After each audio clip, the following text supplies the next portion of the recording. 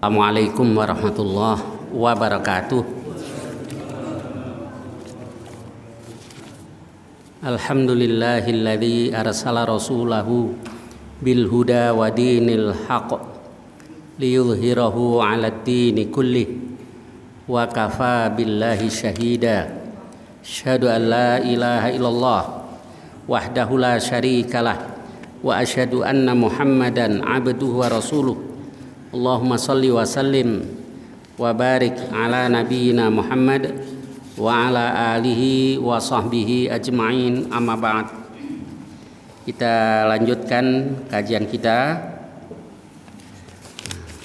Kita sampai pada bab ke-9 dari kitabul dzikri, yaitu babu fadlid du'ai, bab tentang keutamaan doa dengan Allahumma atina fid dunya hasanah wa fil akhirati hasanah wa qina adzabannar. Hadisnya hadis nomor 1723. Haditsu Anasin radhiyallahu anhu qala kana aktsaru du'ain nabiyyi sallallahu alaihi wasallam, adalah doa nabi yang terbanyak itu adalah Allahumma rabbana atina fid dunya hasanah wa fil akhirati hasanah wa qina adzabannar.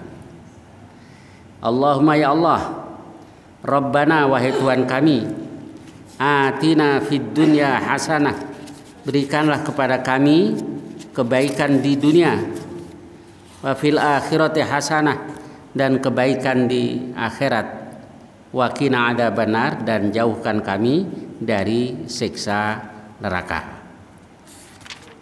Doa ini sering dibaca Rasul, dan di hadis yang lain ditegaskan bahwa Rasulullah Shallallahu Alaihi Wasallam itu senang dengan al-jawami aminad doa, doa yang isinya meliputi berbagai hal. Itu namanya al-jawami'. Kayak kebaikan di dunia, nah, kan itu meliputi banyak hal. Kebaikan di akhirat, nah, sudah kena semuanya kalau kita berdoa dengan Rabbana atina atau Allahumma Rabbana atina fid dunya hasanah wa fil akhirati hasanah wa qina adzabannar. Baik, kemudian apa yang dimaksud dengan kebaikan di dunia? Para mujahid yang gugur di jalan Allah, para syuhada, kok akhirnya terbunuh di jalan Allah. Nah, apa ini kebaikan? Nah, baik. Kalau Ibnu Katsir rahimahullah menjelaskan bahwa yang dimaksud dengan kebaikan di dunia adalah afiyah, kesehatan. Kalau Allah berikan kesehatan kepada kita, berarti itu kita telah diberi oleh Allah salah satu di antara kebaikan di dunia. Kadang kita kurang menyadari bahwa itu adalah kebaikan, bahwa itu adalah nikmat Allah, bahwa itu adalah rahmat Allah. Begitu sebagian dari nikmat tadi diangkat oleh Allah, baru kita sadar. Nah, sebenarnya orang yang kayak begini termasuk orang yang lengah gitu. Baik itu sudah diambil sebagian saja, baru kita sadar. Ternyata selama ini nikmat Allah yang diberikan kepada saya banyak sekali. Nah, kita telah diberi oleh Allah kebaikan di dunia. Biasanya kalau kita bicara kebaikan di dunia, itu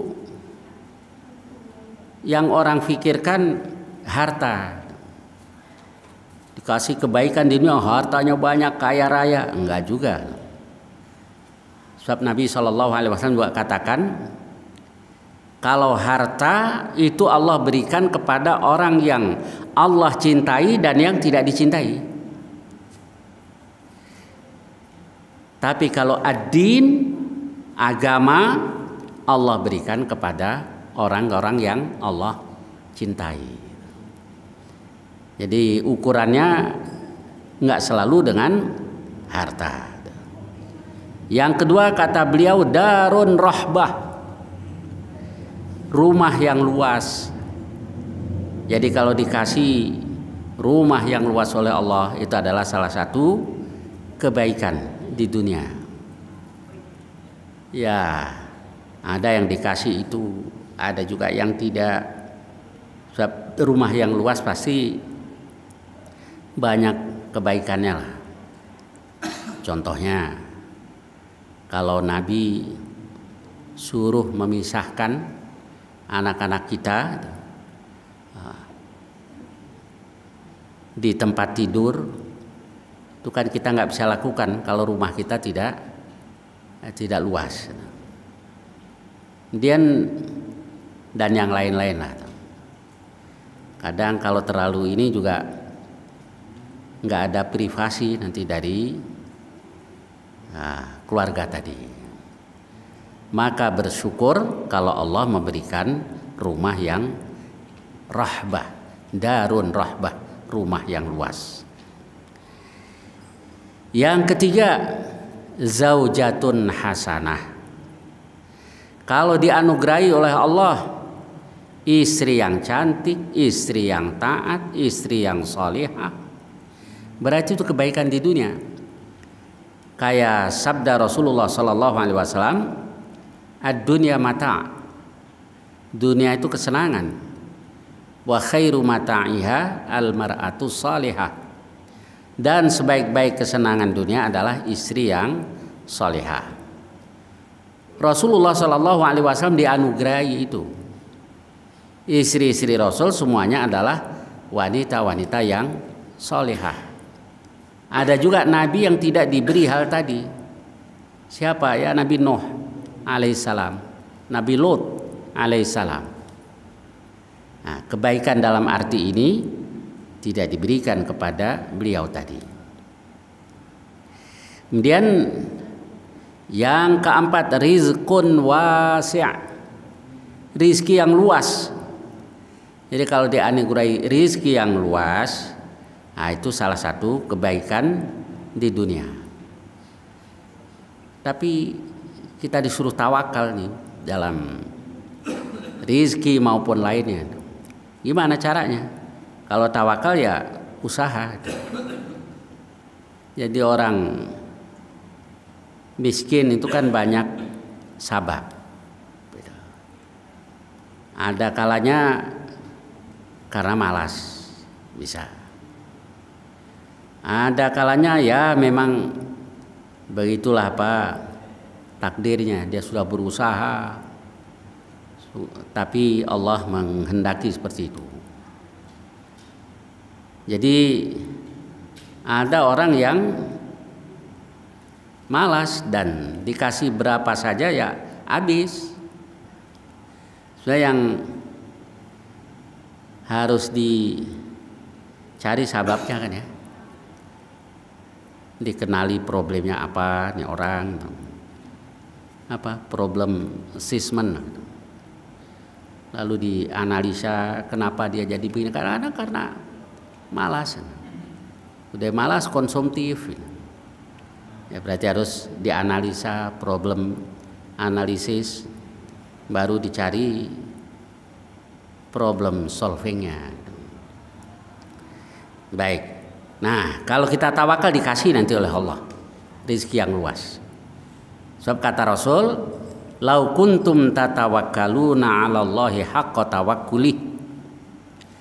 Kalau saja kamu tawakal kepada Allah dengan sebenar-benar tawakal kepadanya, la razaqakumullah kama yarzuqut thair. Niscaya Allah berikan rizki kepada kamu sebagaimana Allah berikan rizki kepada burung. Jadi yang dijadikan contoh oleh Rasul itu burung. Kenapa? Karena burung itu kata Rasul yaghdu khimason wa yaruhu bitonan. Dia berangkat di pagi hari dalam keadaan lapar, pulang di sore hari dalam keadaan kenyang. Nah itu burung. Yang Nabi jadikan contoh burung, bukan kucing. Kalau kucing binatang paling males tuh. Makannya asal nggak minta nyolong. Nah, kucing. Jadi rupanya banyak juga yang miskin disebabkan mentalnya mental kucing. Tapi kalau burung tidak, yaghdu khimasan wa yaruhu bitonan. Kemudian kebaikan di dunia lagi kata beliau ilmun nafi', ilmu yang bermanfaat.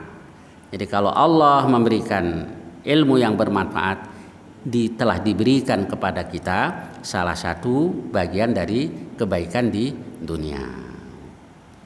Ilmu yang bermanfaat itu ilmunya memang bermanfaat.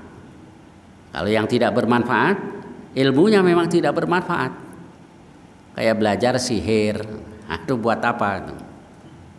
Yang kedua, ilmu yang tidak bermanfaat itu ilmunya bermanfaat, cuma dia tidak laksanakan, maka menjadi tidak bermanfaat untuknya ilmunya tadi. Jadi kalau dianugerahi ilmu yang bermanfaat, kita syukuri. Bagaimana cara mensyukurinya? Ya menjalankannya. Yang selanjutnya adalah amalun soleh. Kalau dianugerahi perbuatan yang solih, amal yang solih, itu juga salah satu bentuk kebaikan di dunia. Markabun hayyin, kata beliau. Kalau ada kendaraan yang hayyin, yang tunduk lah itu. Dulu kendaraannya kan binatang, jinak. Kalau kuda ya kuda yang bisa dikendalikan gitu. Nah itu berarti kebaikan dunia. Kalau sekarang ya begini gitulah. Kalau dulu markabnya, kendaraannya ya binatang-binatang ternak tadi. Sanaun jamil, dapat pujian yang baik. Ini kata beliau yang termasuk kebaikan di dunia. Tapi kan jarang kan orang yang dikasih semuanya tadi. Kesehatan, rumahnya besar, istrinya cantik dan solihah. Kemudian rizkinya lapang, ilmu bermanfaat, amal solih. Ya mungkin ada. Tapi jaranglah yang semuanya dikasih oleh Allah. Kasih sebagian, kita bersyukur. Dan terus minta kepada Allah, Rabbana atina fid dunya hasanah wa fil akhirati hasanah dan seterusnya. Kebaikan di akhirat apa itu? Dukhulul jannah, masuk ke sorga. Kemudian itu berarti kebaikan di akhirat. Setelah dimasukkan ke sorga Allah, ya sukses. Ya, di surah Ali Imran tuh kullu nafsin dha'iqatul maut. Setiap yang bernyawa itu akan merasakan kematian. Wa innama tuwaffawna ujurakum yaumal qiyamah. Dan ganjaran kamu hanyalah akan diberikan dengan cukup, lunas gitulah, di hari kiamat nanti. Jadi kalau kita berbuat baik, jangan minta semuanya dibalas di dunia. Pasti Allah balas dunia dan akhirat, tapi jangan semuanya minta dibalas di dunia. Karena pembayarannya yang lunas itu, yang cukup itu nanti di yaumul qiyamah. Lalu selanjutnya Allah katakan, famang zuhziha 'anil nar wa udkhilal jannata faqad faz. Barang siapa yang dijauhkan, diselamatkan dari neraka dan dimasukkan ke surga, berarti sukses dia. Tapi untuk menggapai sukses yang sebenarnya tadi, yaitu masuk di surga, itu godaannya berat. Wa mal hayatud dunya illa mata'ul ghurur. Dan tidaklah kehidupan dunia ini kecuali kesenangan yang menipu. Menipu seolah membuat kita kekal, padahal sebentar juga kita tinggalkan. Lalu beliau katakan lagi, kebaikan di akhirat adalah al-amnu minal faza'il akbar. Aman dari dahsyat yang terbesar atau ke hal yang menakutkan atau ketakutan yang besar, yakni di yaumul qiyamah nanti. Berarti dikasih kebaikan oleh Allah. Kayak di surah Al-Anbiya ayat 103 itu, a'udzubillahi minasyaitonirrajim, la yahzunuhumul faza'ul akbar. Tidak membuat mereka sedih, al-faza'ul akbar. La tatalaqahumul malaikah. Lalu mereka disambut oleh para malaikat. Hadza yaumukumul ladzi kuntum tu'adun. Inilah yang dijanjikan, hari yang dijanjikan, harimu yang dijanjikan kepada kamu. Baik, jadi kalau kita selamat dari ini al-faza'ul akbar, berarti kita dianugerahi kebaikan di akhirat. Selanjutnya beliau katakan dimudahkan hisab kita. Dimudahkan hisab kita. Si Aisyah radhiyallahu anha katakan bahwa Rasul bersabda begini, innahu laisa ahadun yuhasabu yaumal qiyamah illa mu'adzaban. Kata Rasulullah, sesungguhnya tidak seorang pun dihisab oleh Allah kecuali dia diazab. Jadi kalau dihisab, diazab oleh Allah. Kata Aisyah, fakultu, lalu aku bertanya, alaisallahu yaqul fasawfa yuhasabu hisaban yasira. Bukankah Allah berfirman, maka akan dihisab dengan hisab yang mudah?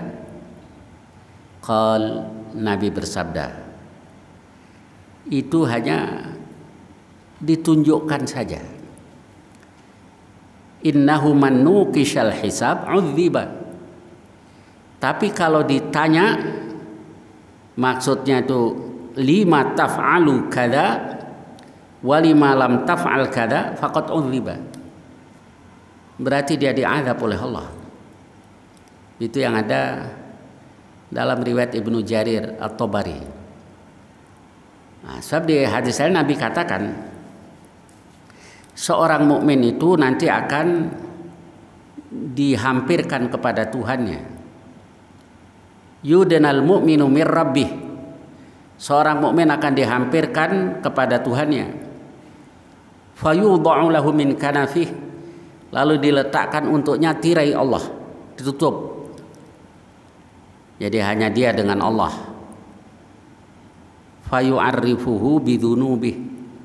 Allah menanyai atau membuatnya mengakui dosa-dosanya. Tapi nggak ada yang tahu yang lain. Ay abdi ata'rifu dzamba kadza? Wahai hambaku, apa engkau mengakui dosa ini? Nggak bisa mengelak kita di hadapan Allah. Bala ya Rabb, iya ya Allah. Ay abdi fa inni qad satartuha laka fid dunya wa inni aghfiruha lakal yaum. Wahai hambaku, aku sudah tutup aibmu di dunia dan di hari ini aku ampuni. Itu di hadis yang diriwayatkan oleh Imam Muslim. Nah, ini hisab yasira, hisab yang mudah. Ngelihat tetap ngelihat. Fa may ya'mal mithqala dzarratin khairan yarah wa may ya'mal mithqala dzarratin syarran yarah. Tapi kalau yang hisab yasira, hisab yang mudah, itu hanya ditunjukkan saja, nih kamu dulu pernah begini. Tapi di dunia ditutup aib kita oleh Allah. Di akhirat diampuni oleh Allah. Nah, gimana ini? Biar dosa-dosa kita diperlakukan begitu oleh Allah. Dosa kita banyak nih. Ya, satu taubatan nasuha. Yang kedua, jangan suka membuka aib orang lain. Sebab kalau kita tidak suka membuka aib orang, maka ditutup juga aib kita. Man satara musliman satarahullah. Yang menutup aib seorang muslim, yakni tidak suka membuka aibnya, juga ditutup oleh Allah. Biar dimaafkan, ya taubatan nasuha. Jadi orang yang pemaaf. Kalau kita rajin memaafkan, ya dimaafkan juga dosa kita oleh Allah. Itu kayak di surah An-Nur itu ya, kisah tentang Abu Bakar itu. Baik, kemudian kalau ditanya oleh Allah, kenapa dulu kamu begini? Kenapa dulu kamu begitu? Nah, itu alamat dia akan diadab oleh Allah. Kemudian di riwayat Ahmad, Bukhari, Muslim sama juga. Aisyah radhiyallahu anha katakan bahwa Rasul bersabda, "Man nuqishal hisab udziba." Lalu dia tanya tadi, kan Allah katakan fasawfa yuhasabu hisaban yasira. Nah, Nabi katakan di riwayat ini, laisa dzaka bil hisab. Itu mah bukan hisab. Itu walakin dzalika al-aradu, cuma ditunjukkan saja. Jadi kalau wa may ya'mal mithqala dzarratin syarran yarah, kadang yang dilihat catatannya, nih dulu kamu pernah lakukan ini itu. Lalu Nabi katakan, man nuqishal hisab yaumal qiyamah udziba.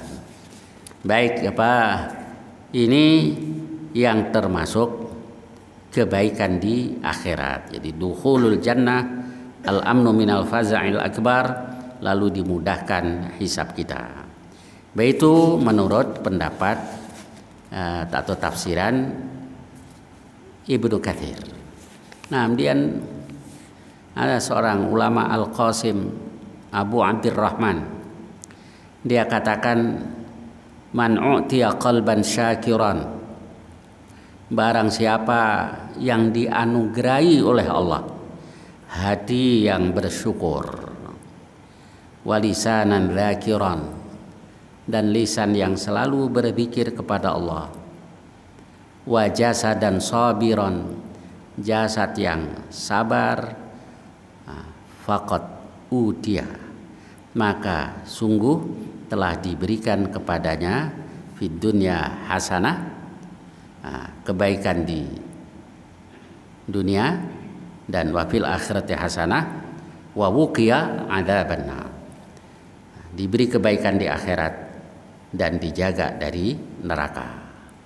Jadi kalau kata beliau, kalau hatinya bersyukur kan kaya kita. Jadi orang yang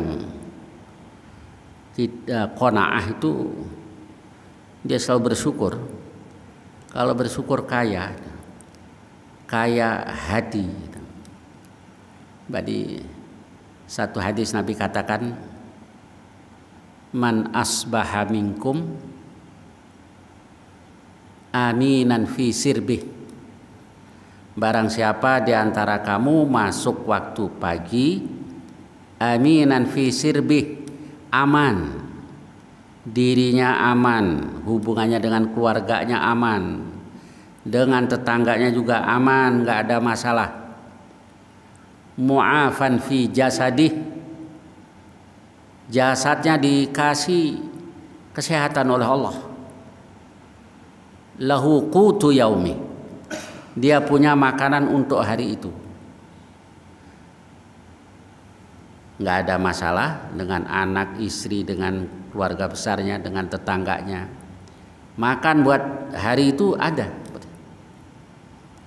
Maka faka'annama hizat lahu minad dunya bihadzafiriha, seolah diberikan kepadanya dunia dan kesenangannya. Iya, kalau kita renungi, kita bersyukur kepada Allah, besok begitu lagi, aman, badannya sehat, kemudian buat makan sehari cukup, besok begitu lagi, Ini berarti kita dianugerahi oleh Allah dunia berikut kesenangan dunia. Baik, kita kembali ke hadis tadi. Jadi kalau kita berdoa kepada Allah, Allahumma rabbana atina fid dunya hasanah wa fil akhirati hasanah wa qina adzabannar, semua-muanya sudah tercakup di situ. Jadi doa yang banyak dibaca oleh Rasulullah Sallallahu Alaihi Wasallam. Baik, saya lanjutkan. Babu fadlit tahlil wat tasbih wad du'a. Bab keutamaan tahlil, yakni membaca la ilaha illallah, wat tasbih dan bertasbih, wad du'a dan berdoa. Hadisnya hadis Abi Hurairah radhiyallahu anna Rasulullah sallallahu alaihi wasallam qala man qala la ilaha illallah wahdahu la syarikalah lahul mulku wa lahul hamdu wa huwa ala kulli syai'in qadir. Barang siapa membaca itu fi kulli yaumin mi'ata marrah, dalam sehari 100 kali, kanat lahu adala asyri riqab, maka dia memperoleh pahala seperti memerdekakan 10 budak. Wa kutibat lahu mi'atu hasanatin, dicatat ditetapkan untuknya 100 kebaikan. Wa muhiyat anhu, dan dihapus darinya mi'atu sayyi'ah 100 keburukan. Wa kanat lahu hirzan minasyaiton, dan dia dijaga, dipelihara dari syaitan, yaumahu dzalik, pada harinya itu, hatta yumsiya, hingga dia masuk waktu petang. Walam ya'ti ahadun bi afdala mimma jaa'a bih, tidak ada seorang yang melakukan yang lebih afdal, yang lebih utama daripada yang dia lakukan, illa, kecuali ahadun amila aktsara min dzalik, orang yang melakukan yang lebih banyak dari itu. Jadi hadis ini pertama menjelaskan tentang fadilah orang yang berzikir la ilaha illallah wahdahu la syarikalah lahul mulku wa lahul hamdu wa huwa ala kulli syai'in qadir. La ilaha illallah, tidak ada ilah, yakni la ma'buda bihaqqin illallah, enggak ada yang berhak disembah kecuali Allah. Nah, ini kalimat tauhid dan la ilaha illallah. Nah, ini banyak orang yang mengakui Rabbnya Allah, yang menciptakan dirinya Allah, yang kasih rizki Allah, yang menghidupkan Allah, yang mematikan Allah, dan seterusnya.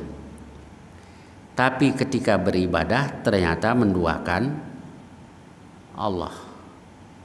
A'udzubillah. Maka kalimat tauhid kita itu menggunakan kata ilah, karena ilahnya ma'bud. Biar dia ngaku kalau penciptanya Allah, kalau ma'budnya yang diibadainya bukan Allah, belum jadi seorang muslim. Seorang muslim itu tegas. Famay yakfur bit-taghuti wa yu'min billah. Barang siapa kufur kepada taghut, kepada semua sembahan selain dari Allah, wa yu'min billah, dan hanya beriman kepada Allah, faqad istamsaka bil urwatil wuthqa. Berarti dia telah berpegang dengan al-urwatul wuthqa, ikatan yang kuat. Apa itu? Akidah Islam. Apa itu? Kalimah tauhid la ilaha illallah. Jadi seperti pernah saya sampaikan bahwa orang kita itu sulit untuk mengatakan tidak. Kayak ada turis nawari rokok, would you like some cigarette? Gimana jawaban kita kalau kita nggak mau? Yes, thank you. Itu orang Indonesia, apalagi Jawa, Sunda, nggak bisa ngomong tidak. Nah, karena dia bilang yes, dikasih terus, would you like? Yes, thank you. Sampai 3 kali baru dia paham. Oh, ternyata orang Indonesia itu mengatakan tidak dengan kata iya. Lalu dia tulis ini artikel how to say no. Bagaimana cara mengatakan tidak buat orang Indonesia. Ternyata orang Indonesia mengatakan tidak dengan kata iya. Mampir Bang Deden, enggak terima kasih, kasar kalau buat kita kan. Ya iya makasih lain kali insyaallah. Tapi buat orang Arab ya biasa lah syukran. No thank you. Biasa aja kan ngomong gitu. Buat orang kita terasa agak ini kasar. Ya kalau dalam urusan pergaulan sehari-hari sih nggak apa-apa. Tapi nggak bisa kalau ini dibawa ke masalah agama. Jadi kalau agama harus jelas itu, akidah harus jelas. Ya dulu ketika Buddha menguasai Jawa, Buddha semua. Hindu datang, ya kan Buddha dulu, baru Hindu. Ya Hindu Buddha. Ya lihat saja peninggalan kerajaan Majapahit dan itu ada corak Hindu Buddha. Jadi satu.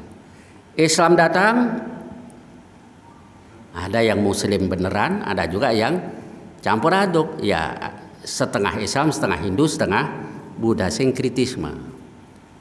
Nah itu karena tidak bisa mengatakan tidak tadi.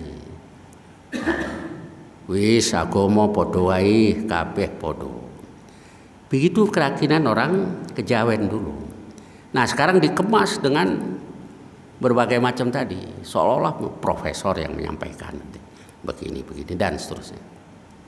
Nah ini penting.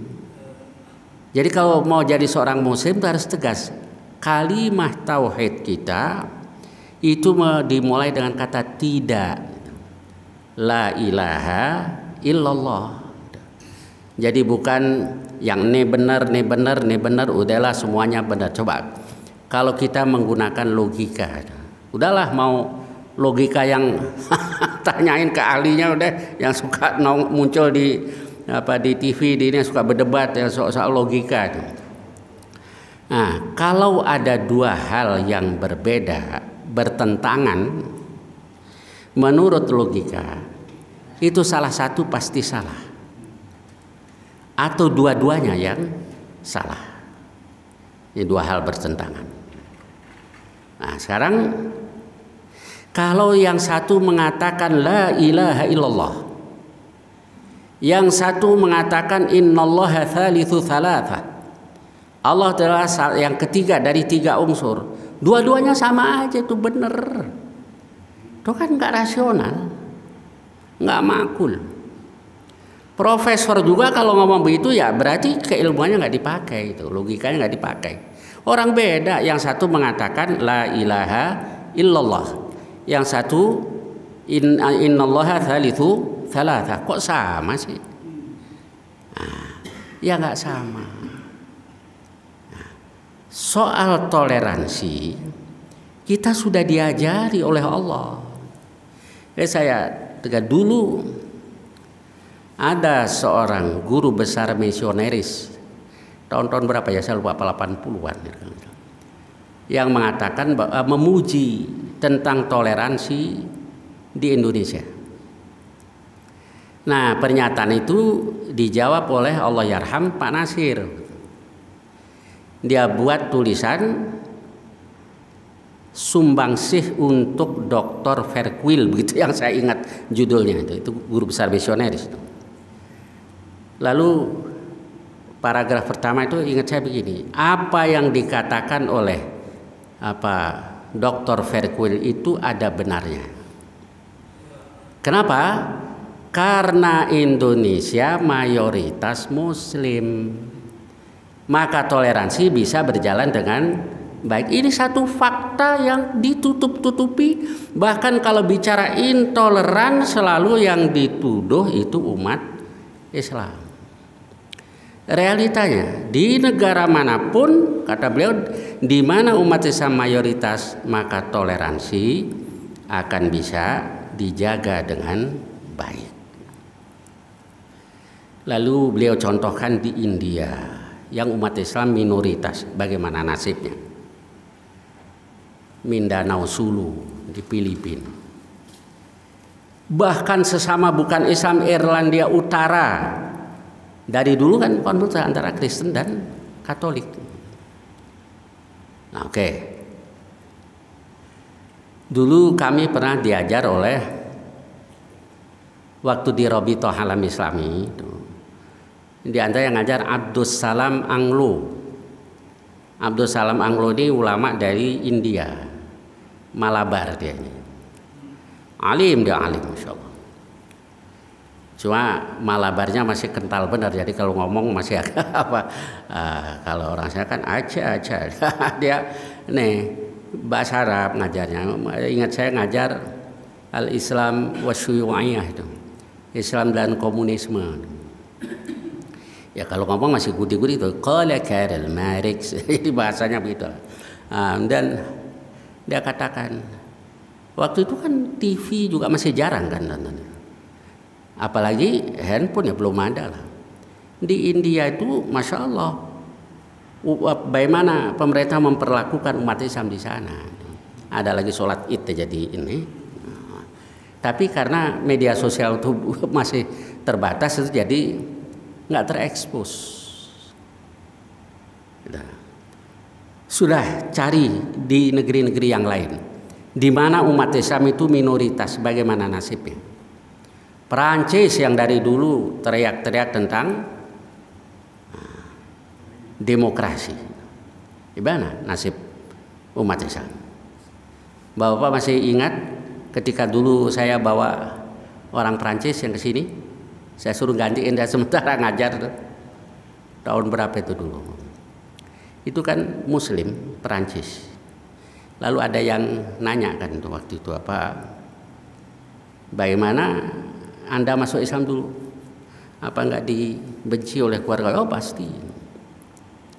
Nah itu saya nganter dia muter-muter sama Ustadz Haris. Nah, karena dia ngomongnya Arab, Jadi Arab ya saya lebih bisa Arab. Nah, kalau Inggris ya Ustadz Haris, saya little I can Inggrisnya, jadi nggak begitu bisa. Maka saya berdua itu ngurus kemana-mana mudah, sampai ke Mendikbud waktu itu ya, apa bagian kerjasama luar negeri, ya lancar semuanya. Nanti mentok-mentoknya di kedutaan Perancis sendiri, bahwa kalau ke luar negeri untuk studi Islam itu gaji sebagai warga negara stop. Demokrasi apa diskriminatif gitu ya, itu realita. Tapi kenapa kok selalu umat Islam yang dituduh intoleran gitu. Ya jadi Islam seajarkan ke kita, kalau urusan agama itu lakum dinukum waliyadin. Tapi masih ada juga ya ustadz-ustadz yang mendorong ke sana. Ya gimana ini? Oh itu basa-basi. Bicara agama nggak ada basa-basi. Tadi tegas la ilaha illallah, nggak ada basa-basi. Kita tidak boleh ganggu orang non muslim. Nah ini apa yang kita ajak, selama mereka tidak memerangi umat Islam, tidak mengusir umat Islam, nggak boleh ganggu urusan mereka, kita tidak ganggu mereka tidak ganggu kita. Tapi bukan berarti mencampur adukkan agama. Nah, ya sebetulnya mereka juga nggak mengharapkan kita mengucapkan selamat Natal. Kenapa malah ada beberapa kiai yang mengatakan begitu? Coba sekarang saya contohkan, di mana menurut Al-Quran Nabi Isa dilahirkan? Kalau menurut Al-Quran bukan di bawah pohon Natal. Fa'aja'ahal makhadu ila jid'in nakhlah. Jelas. Mules rasa sakit mau melahirkan itu membawa Maryam ke pangkal pohon kurma. Tuh kan, sudah berapa ayat nanti yang dikufuri. Kalau dia ikut-ikutan, ya kita tidak ganggu mereka. Tapi bukan berarti ikut-ikutan. Kalau ikut-ikutan agamanya nggak jelas. Gitu. Dan sekali lagi, seorang muslim baru dianggap muslim kalau sudah yakfur bit-taghut. Nah ini nih ekstrim, bukan ekstrim begitu. Seharusnya apa? Kalau pengen jadi seorang muslim yang benar. Jadi kalau masih belum mengkufuri semua sembahan selain Allah, belum jadi seorang muslim. Fa may yakfur bit-taghut wa yu'min billah faqad istamsaka bil urwatil wuthqa. Baik, saya lanjutkan. Ini la ilaha illallah. Maka fadilahnya ini baca la ilaha illallah wahdah, sendiri. La syarikalah, tidak ada sekutu baginya. Lahul mulku wa lahul hamdu, milik Allah kerajaan dan milik Allah segala puji. Wa huwa ala kulli syai'in qadir, dan dia kuasa atas segala sesuatu. Dia baca ini fi kulli yaumin mi'ata marrah, pahalanya sama dengan memerdekakan 10 budak. Dicatat untuknya 100 kebaikan, dihapus darinya 100 dosa, 100 keburukan, dan dia dipelihara dari godaan syaitan. Sampai kapan? Sampai masuk waktu petang. Nah, kemudian tidak ada orang yang bisa menyaingi kebaikannya. Walam ya'ti ahadun bi afdhala mimma ja'a bih, kecuali illa ahadun amila aktsara min dzalik, kecuali orang yang melakukan lebih banyak dari itu. Kalau mau yang lebih baik, ya menyaingi orang tadi, ya baca lebih banyak dari 100 kali. Ini fadilah zikir la ilaha illallah wahdahu la syarikalah lahul mulku wa lahul hamdu wa ala kulli syai'in qadir. Tapi ya begitulah, dibaca la ilaha illallah adalah syarikalah lahul mulku wa lahul hamdu wa ala kulli syai'in qadir. Selamat hari raya ini, hari raya itu, hari raya ini. Kan masih bohong dengan apa zikirnya tadi. Nah, ya hari raya dalam Islam itu 2 saja. Yaumal Adha wa Yaumal Fitri. Nabi datang ke Madinah. Penduduk Madinah itu punya 2 hari raya. Kalau suku Aus hari rayanya Nauruz, suku Khazraj hari rayanya Mihrajan. Dua-duanya dihapus oleh Rasul. Qad abdalakumullahu bima khairan minhuma, Allah gantikan buat kamu yang lebih baik dari keduanya, yaitu Yaumal Fitri, Yaumal Adha wa Yaumal Fitri. Jadi Nabi tidak membolehkan. Kalau diganti berarti kan nggak boleh, dan tidak mentolerir, itu urusan yang bukan muslim itu. Nah, jadi hari raya dalam Islam cuma 2. Bukan saya yang mengatakan, itu Rasulullah sallallahu alaihi wasallam, Yaumal Adha wa Yaumal Fitri. Baiklah, sampai dengan hadis ini, insya Allah yang akan datang kita lanjutkan hadis-hadis berikutnya. Barangkali ada pertanyaan-pertanyaan tentang hadis-hadis tadi atau lainnya yang saya bisa, silakan. Tafadhol.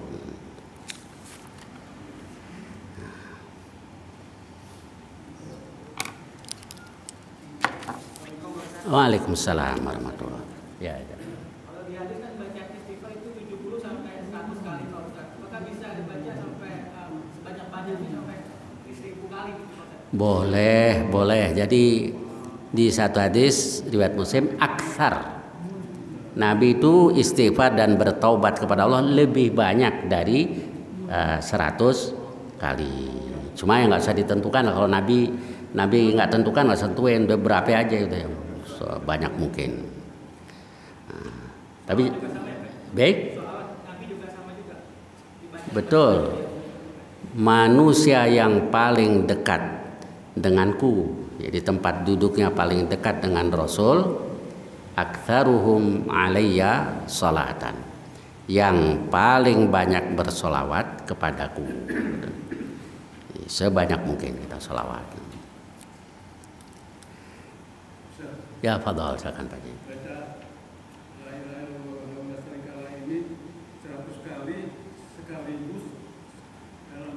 Nah, kalau kita lihat hadisnya tadi, bukan nggak harus sekaligus, dicicil juga nggak apa-apa. Nah, pokoknya dalam sehari baca itu tadi. Nah, baik. Ya, apa? Coba kita lihat lagi hadisnya. Man qala la ilaha illallah wahdahu la syarikalah dan seterusnya dalam setiap hari. Kan itu ya, dalam setiap hari 100 kali. Jadi tidak harus sekaligus. Ya, silakan. Ya, silakan. Itu baca la ilaha illallah kalau apakah setiap pagi dibaca 100, sore juga dibaca 100 apakah? Nggak apa-apa. Nah, kan tadi kalau 100 fadilahnya seperti ini. Nah, dan ada juga memang yang katakan begini, kan sampai sore, sampai petang dilindungi dari godaan syaitan. Gimana nih dari petang sampai malam sampai pagi? Ya, nggak dijelaskan di hadis tadi.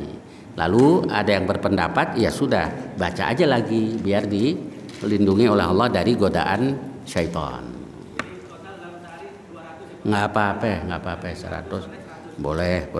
Lebih banyak lagi juga boleh. Ya, boleh. Ya. Silakan.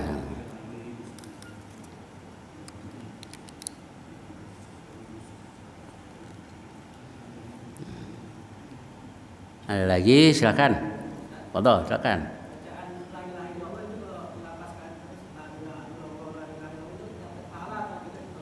Maksudnya dilafadzkan terus gimana nih? Iya, tapi nggak usah teriak-teriak. Irba'u kata Rasul apa? Rendahkan suara kamu. Oh ya, afdhalul dzikri la ilaha illallah. Seutama-utama zikir adalah la ilaha. Tapi biasa aja ya, nggak usah dibuat-buat, nggak usah sambil lompat-lompat, nggak usah ini ya la ilaha illallah. Kan ada juga yang duduknya sampai apa? Sampai lompat-lompat gitu. Nah, udah biasa aja. Seperti yang diajarkan Rasul, la ilaha illallah. Ya, ada lagi, silakan.